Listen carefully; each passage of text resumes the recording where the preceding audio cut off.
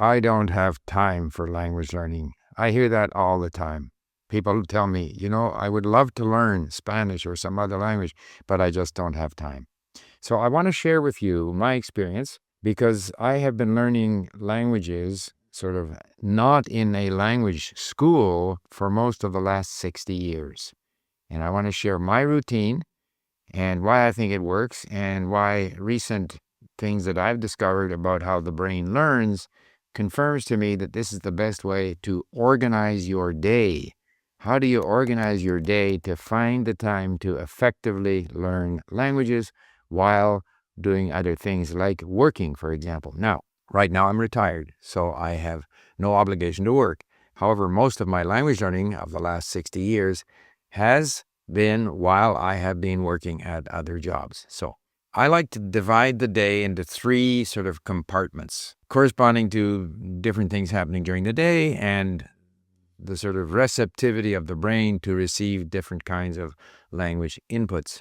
In the morning, my brain is freshest.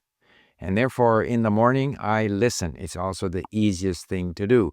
My brain isn't bothered by things that I don't understand or things that are fuzzy. I'm quite prepared to bathe my brain in audio input of things that might be very difficult, and maybe I'm only picking up a word or a phrase here or there, but it's okay. It's all good. I'm enjoying it. And depending on where I was at certain times in my career, I might be jogging before breakfast, or now I will be preparing breakfast before my wife gets up, or I will clean up after breakfast.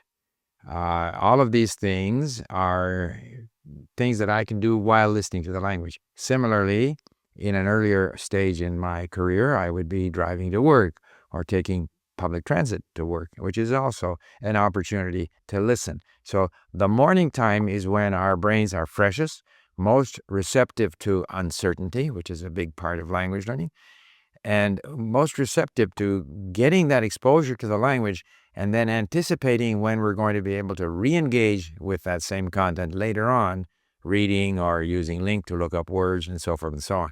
So that morning period is very important in my language learning, and I've always felt we should get in 60 to 90 minutes a day. So you can get in the first 30, 40 minutes of that in the morning while the brain is fresh, primarily through listening. That gets you well on your way. I'll move to the final stage in the day before touching on the middle stage. Now, apparently, and I didn't realize this until recently, if we learn something or review something before going to bed, that sleep is very important for reinforcing, soaking in whatever it is that we're learning just before we go to bed. But on the other hand, we are more tired in the evening, so we are less willing to engage with things that are difficult or uncertain or things that we don't understand that well. So the evening is a better time to be using perhaps, less demanding content or reviewing vocabulary or reading and slowly going through, looking up words without worrying about how much material you are covering. Whereas in the morning with a fresh brain and a lot of listening,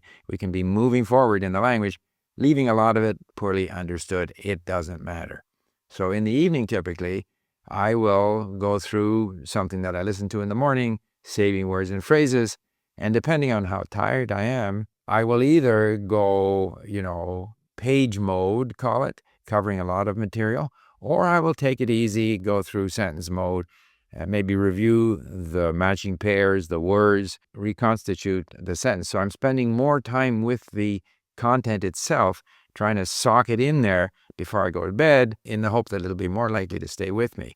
So in the morning, lots of listening, the brain is fresh, willing to take on more demanding material. In the evening, more review, easier content, but still taking advantage of the fact that if you take that to bed with you, it's going to, at some level, start to stick in your brain. Now, the third period of language learning is whatever else you can get in during the day. So it might be you're waiting somewhere, or you're driving to something, or you're in transit to somewhere else.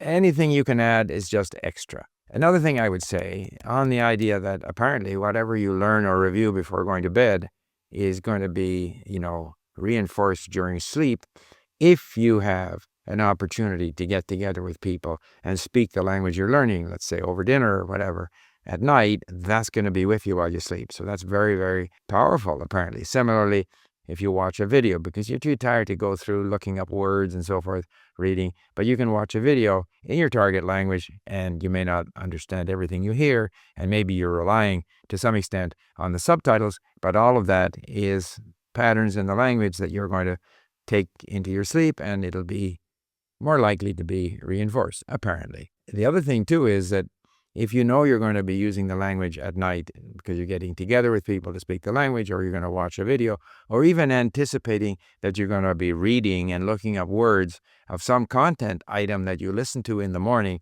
and didn't fully understand, all of that anticipation, looking forward, is very powerful. We learn better when we're looking forward. We have that anticipation, that anticipated dopamine, feeling good about something that's about to happen to us.